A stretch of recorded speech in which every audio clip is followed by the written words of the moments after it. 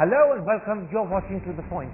On today, the Congress Working Committee meets to begin the long and painful analysis of why it did so badly. Congress General Secretary Digvijay Singh lays the blame on a failure to communicate that created a serious perception problem. He also calls for the party to reinvent itself and says the party will decide Rahul Gandhi's future. That's the big interview in part 2. But first, after its stunning victory, is Mr. Modi experiencing problems putting together a cabinet? Is the RSS interfering?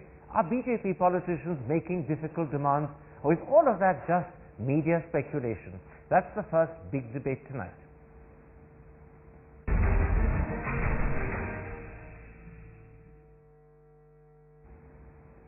And now joining me to discuss the frantic meetings that have been taking place for the last 2 days as Mr. Modi strives to put together a government is BJP Treasurer Piyush Goyal, Senior Journalist Nizra Chaudhary, and the Chairman of APCA, Badshah Sen. Mr. Goyal, for 2 days there have been frantic meetings at Gujarat Bhavan, at Rajnath Singh's house, at Jhandewala, where the RSS has its Delhi headquarters.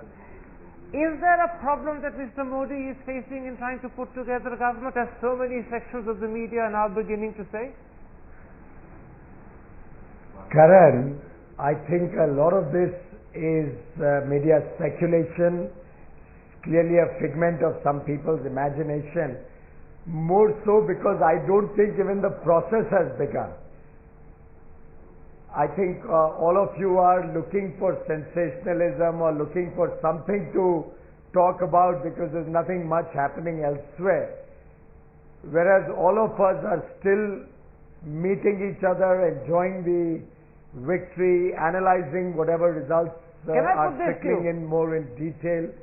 I don't know where you are getting all this information. We hear ministers' names, portfolios, complete figment of your imagination.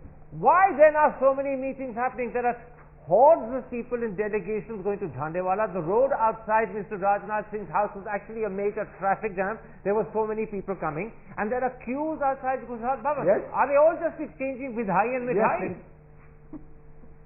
But Karan, obviously we are all excited. We all want to greet and meet our leaders. We all want to exchange sweets. I think I must have put on a couple of kilos in the last 2 days. Will you not allow us at least a couple of days of joy and rejoicing at the verdict? Absolutely. I grant that you have every right to celebrate. But the question that I want to put to you, Mr. Badshah Sen, is this. There is a whole host of BJP leaders who one by one have been trooping into Jhandewala. Sushma Swaraj, Arun Jaitley, Venkaiah Naidu, Shahnawaz Hussain, just to name 4. And there must have been at least another 20 who've been there. And there's a fear that in fact the RSS is trying, by subtle remote control, to influence the formation of Mr. Modi's government. Do you fear that, or is that just media speculation? Well, one point first, I find it a little difficult to believe everything that Mr. Goyal is. No doubt they will keep it quiet. Why should he go public and say, yes, we are forming the government? He won't say that. But knowing Mr. Modi, and he's a man in a hurry, he's not likely to be eating sweets just now, or going and exchanging greetings. So there is government formation of some sort, there are thoughts being expressed, no doubt about that. As far as the RSS is concerned, this is the first time after a long time that one has actually seen them come out in public. You know, they used to be this reticent bunch of characters claiming to be a cultural organization, but they started, when the Goa thing was happening, they were already out. The entire RSS blast were trying to, it seemed, persuade Mr. Advani to step down, pushing for Mr. Modi. So they are very much there. Secondly, we were also informed that the RSS naturally, their cadre played a huge role all over Uttar Pradesh, Bihar, basically running the well-oiled BJP election machine. So now they naturally want their pound of flesh. And that's what you think is happening? What I think a certain amount of that will happen. Now, Nizra Chaudhary, there's no doubt that Mr. Modi, when he was Chief Minister for 12 years in Gujarat, actually stood up to the RSS and he didn't let them get their way. He kept them at arm's length. He's a very powerful Prime Minister. He's going to have a majority of his own. He's got 336 of his allies. Will he suddenly change his attitude to the RSS because they played a critical role in getting him elected? I think we will see a government which has Modi's stamp on it, because as you say, this is not a BJP election. Let's be honest, everywhere we went, people said we are voting Modi, not BJP. So in that sense, it's very much Narendra Modi's election. I think what he may be trying, that there are differences, is very, very clear. That there has to be a clarification today that the RSS is not interfering. That Mr. Arun Shourie gives an interview saying the RSS should look at, the role it can play is keeping people in check like a conscience keeper rather than and policy. not in policy. Not in policy. That shows there are some things being ironed out. People are making, as you say, going to Jhandewala beeline to Mohan Bhagwat, RSS brass. So that shows that the RSS does have a role. Maybe it's trying to help iron out the differences. But Mr. Modi, he could just simply say, I want A, B, C, D, and even if one or two people walk out, so be it. It's not going to create any tremors at this stage. But he seems to be going out of his way to give the impression that he wants to take everybody along. He's being diplomatic, but do you believe he has the capacity when diplomacy ends to actually say, sorry boys, this is my government and I will decide who serves and what portfolio he or she gets? I think there, you see, when portfolios are being discussed, I suspect everybody is making intelligent cases. No, but I'm talking first about the RSS desire to put certain people in the government. Will he stand up to that? The fact that this is coming out in the media, RSS interfering, shows, there is somewhere this information is leaking out that some people are not liking it. Now, whether that includes Modi or whether that is coming from another quarter, we don't know. But he would certainly, he's been consulting the RSS brass. But my question would be, is the RSS trying to put pressure on him that certain portfolios be given to certain people, like to Mr. Let me first, before we come to specific individuals and specific portfolios, raise a general question with you, Piyush Goyal. This is clearly a victory on the platform of development of Vikas.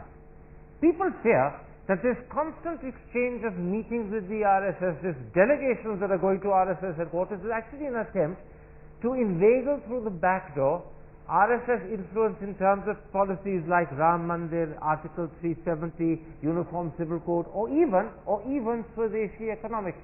And that would dishearten those who voted for Mr. Modi, which is why this has become an issue of concern. Is the RSS trying to inveigle itself in through the back door?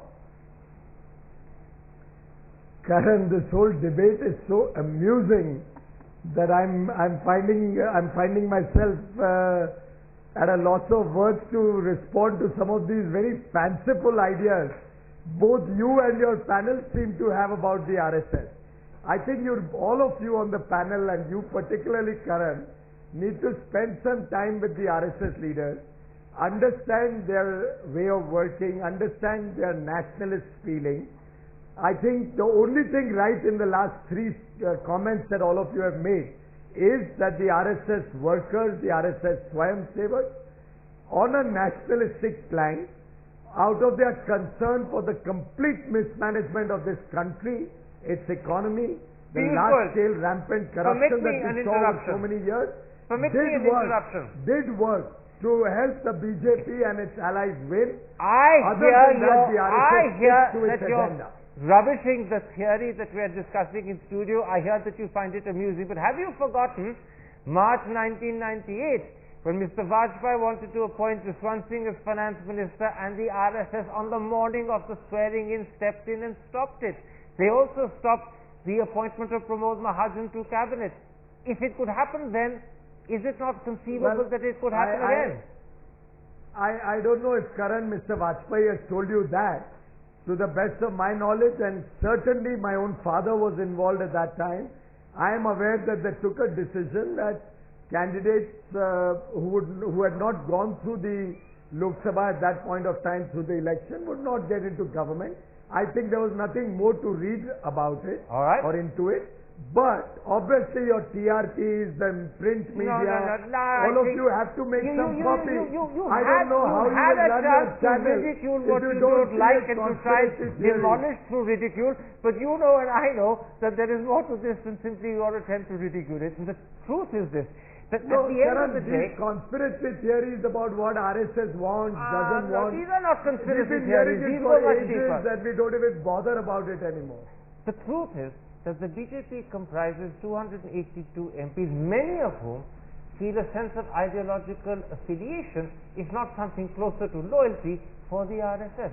Is there a sense, therefore, in which Mr. Modi, even though he may want to hold the RSS at arm's length, as he did in Gujarat very successfully, might find that there is a certain pressure from the 282 to imbibe the influence of the RSS and to find ways of asserting it subtly, maybe even subterraneously, but nonetheless very effectively? Is that another problem, that he has to also check the loyalties and emotions that link his party to the RSS, which he can't override at one go? Yeah, well, even in Gujarat, I think what Mr. Narendra Modi did was he didn't sideline the RSS as soon as he came along. It was over a period of time. He's learned from whatever his experience in Gujarat has been. I can see, I mean, this is guess of mine, this is a sort of gut instinct that comes out, that he would prefer to run a presidential form of government. He would prefer to have an oval office rather than a cabinet, you know. So and the RSS has no room in that. And that is where, because he wants to handpick his own ministers. It's his performance at the end of the day that will be called into account. I mean, he's the one that's won the election. Let me put this to you. How much of dissonance will this create between him and the RSS? They clearly pulled out every stop they could to ensure he got elected. They knew that he was a hands-off chief minister who kept them at arm's length in Gujarat. They feared he may do the same thing if he becomes prime minister. Now that he's reluctant to accept their full influence, how much dissonance will it create between them? I think there would be a certain amount of friction. Also, but there's a lot of other things that are happening. I understand that since UP and Bihar have given them a staggering number of seats, there is pressure from the UP and Bihar units to have more ministers from those Absolutely. seats. I'll come that's to those normal pressures. politics. But as far as the friction between the RSS and Narendra Modi is concerned, I can see it happening, but over a period of time. The great fear is that the RSS stopped Jaswant Singh becoming finance minister in 98, but Mr. Vajpayee was a much weaker prime minister than Mr. Modi is likely to be. He had only 182, Modi has 282, and then with his allies 336. Secondly, Mr. Modi kept the RSS successfully at arm's length in Gujarat for 12 years. Is there any possibility that you could see a repeat in some shape and form of the 1998 Jaswant Singh incident this time around? I don't think so, Karan, at this stage. The fact that the cabinet formation or his swearing in also is being put off, now they're talking about 27th or a day before that, shows that he is going out of his way to be accommodating. You know, he could just say, I formed the government. Everybody says accommodating because he wants to be diplomatic and he doesn't want to upset anyone, or accommodating because suddenly he can't resist pressure. No, and I mean RSS pressures in the first instance. I think it's everything together. If you want to take a theme together, there'll be a lot of give and take. And we must not forget, Narendra Modi is the first RSS pracharak to become the Prime Minister of India. The RSS will not forget that. And Uma Bharti was... what does that mean about the relationship with the RSS? Is he under pressure of RSS opinion at the moment? I think he will, they may, or I don't know what the inside story is, but certainly they, in terms of ironing out differences, the accommodation of some people, people not being left out, which I think he also would not want. But you rule out still a repeat of the Jaswant Singh incident of 98. That you At this stage, yes. I don't think we'll see a repeat of that. Let's move beyond the RSS, Piyush Goyal, to pressures that are said to be allegedly... You want to stick to the RSS, do you? One small point of correction. Neerja seems to have made a small mistake. Sri Atal Bihari Vajpayee was as much an RSS pracharak. He was as much a person who was completely groomed, had worked full time as a pracharak. And Mr. Modi, in the best tradition, like Mr. Vajpayee, was also a pracharak. I think we are equally proud of both of them. That's the correction I take on board, but I don't think it's a correction that changes actually the conversation we're having. So let's not let that correction sidetrack the discussion. I want to move now beyond the RSS to pressures, Mr. Goyal, that the media believes are being exerted by elements within his own party or Mr. Modi. For instance, are the elders, the Advanis and the Murli Manohar Joshis, demanding things from Mr. Modi that he is reluctant to give? And is that another line of dissonance that at the moment is creating a few hiccups in the government appointment process? Well, Karan, I think you yourself have tasted Mr. Modi's presence on your own channel or on your own show. He is not one to be bullied or to be taken in by dissidents. But apart from that, let me tell you, the beauty of the Bharatiya Janata Party is that we have a very democratic system. All of us, whether junior or senior, has the ability to walk up to our leaders, put through our point of view, but end of the day, it's always a consensus decision that emerges. No, but just a moment. So a cabinet is not a consensus decision. And you know that. When Mr. Dr. Manmohan Singh was appointing a cabinet, in fact, you complained loudly that the Prime Minister's prerogative to choose had been whittled down by allies and by Mrs. Gandhi. A cabinet is not a consensus. So I come back. Will Mr. Modi, if he doesn't want Advani Sahab and he doesn't want Dr. Joshi, be able to say, I won't have them? No, there is always consultation. A consensus, sadly for you, does not necessarily mean unanimity. I think if you look at the word consensus and you see the consultation process, it never means unanimity. No, it means you take all the viewpoints together, and then it is the prerogative of the Prime Minister to take a decision. Between consensus, unanimity, and consultation. Let's leave those for the dictionary writers. I'm asking you a simple question. Will Mr. Modi be the one who decides finally who's in his cabinet or not, or will pressures to accommodate Mr. Advani, Dr. Joshi prevail? Give me a clear answer on that. Mr. Modi, in consultation with all party seniors, will finally take the right decision. What a convoluted answer. In consultation with all party seniors, will finally take the right decision. It doesn't say the right decision will be one he wanted to take, or whether it will be one that will be forced on him. Let me put it differently. Mr. Advani is 86. He wants the speakership. I suspect Mr. Modi feels 86 is a bit too old for a job of that nature. Mr. Modi would rather, if the speculation is correct, that he be a sort of guiding light. Do you think on Advani, Mr. Modi can get his way? You see, perhaps, Karan, we are looking at it slightly different. It's possible that the RSS is actually stepping in to try and end all this. Just as they were able to persuade Mr. L.K. Advani to move aside and allow Mr. Modi a free run, it's quite possible that the RSS is trying to do that. In which case, they are working in tandem, and Modi is likely to get more of his way through the RSS plus his own personality. In other words, the RSS is helping him. Could be. Convince Mr. Advani, don't push for more than and you Mr. Murli Manohar Joshi and such. What about Sushma Swaraj? It said that she wants one of the top 4 posts, which is Defence, External Affairs, Finance and Home. Mr. Modi is reluctant to give her anything more than HRD. Once again, she is a former leader of the opposition. She is very senior. Can Mr. Modi get his way? That is the million-dollar question. You see, if Mr. Advani gets the speakership and Sushma Swaraj, who is with him in his group, wants one of the 4 ministries, and she's certainly entitled to it. She's very senior. She's run her party in parliament extremely well as leader of the opposition, but there has been a very frosty relationship between the 2 leaders.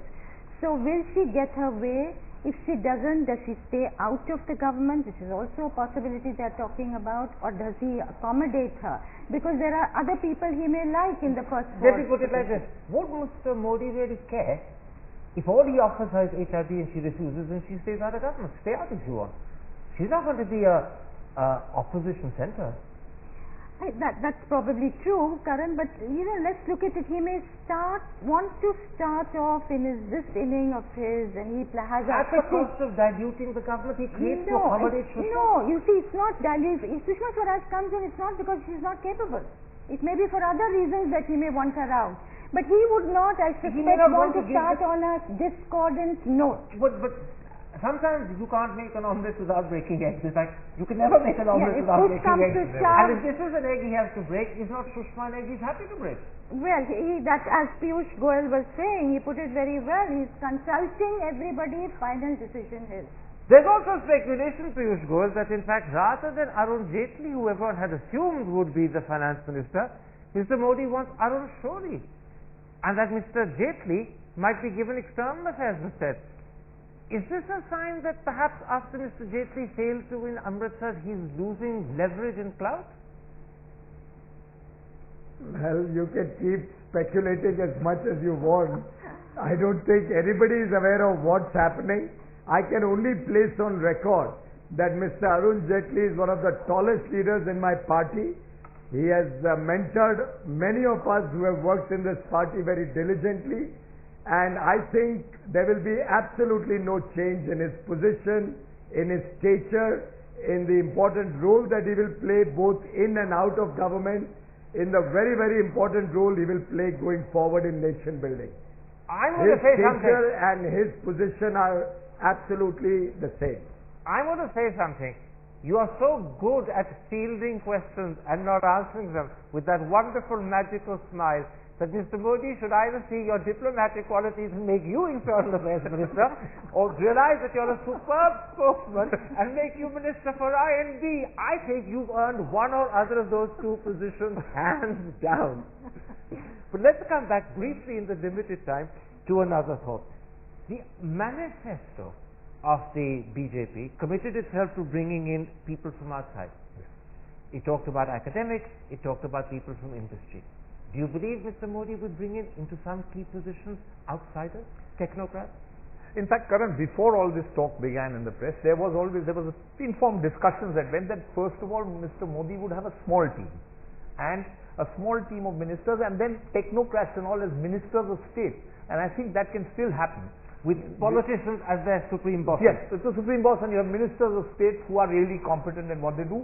Finally, Mr. Modi seems, at least if Gujarat is anything guideline to go by, Mr. Modi works more through the bureaucracy than he works through his political colleagues. Now, while we've been on air, it's been announced that Mr. Modi is going to meet the President tomorrow at 2 o'clock. I don't know whether that means that he's actually going to be at this stage invited to form a government. I know that it's also likely that the Parliamentary Party will meet tomorrow and formally elect him, so it may be an invitation to form the government. We don't know, but all we know is that he's meeting the President. One last question. Rajnath Singh, a man who was critical to Modi becoming Prime Ministerial candidate, a man who's worked very closely with him thereafter. Will he be in the government? Perhaps as Home Minister? Or will he prefer to stay in the party? And what does the RSS want? Again, we can do, intelligent guessing. But Rajnath Singh will certainly get a very important position. I would suspect he would want to be in the government because the party's role is not as significant when a party comes into power.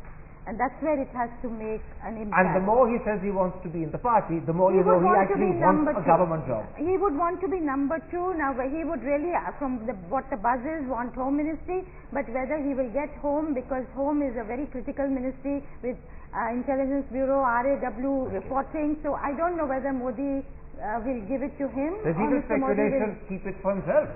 Keep it for himself, or Manohar Parrikar is another name, the Goa CM, whether he will be moved. But then this will create a vacuum in Goa, and there may not be a replacement. We don't know, but this is all the buzz. It's a fascinating subject. Yes. Government formation, the pressures that a Prime Ministerial candidate has to face up to, the RSS wanting to exert itself, elders of the party wanting their fair share of the spoils. It's a fascinating story, and one I suspect we could come back to at least one more time before that government is officially sworn in. My thanks to both of you for joining me. My thanks also to Piyush Goyal for so sportingly playing along with us. I know it's something he didn't want to do, but I thank you for agreeing to do it. And as I said, if Mr. Modi is minister, he ought to make you External Affairs Minister for your diplomacy, or I&B Minister for being such a very good spokesman.